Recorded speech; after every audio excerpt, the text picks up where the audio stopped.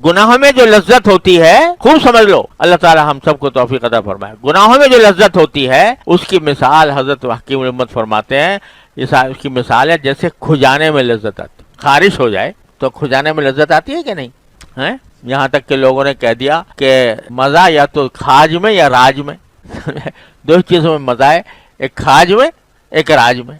तो अगर जब आदमी को खारिश होती है, खुजाने में कितना मजा आता है, लेकिन आखिरकार क्या होता है?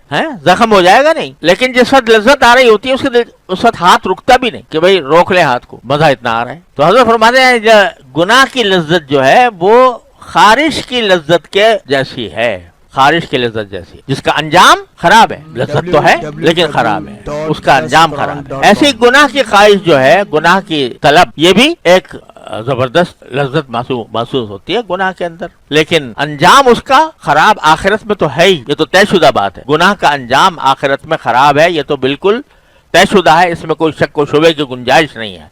और कोई इस्तिस्ना नहीं है इल्ला ये कि अल्लाह ताला किसी पर रहम फरमा दे। लेकिन दुनिया के अंदर भी ये गुनाह की लज्जत बिल आखिर एक जुल्मत पैदा करती है।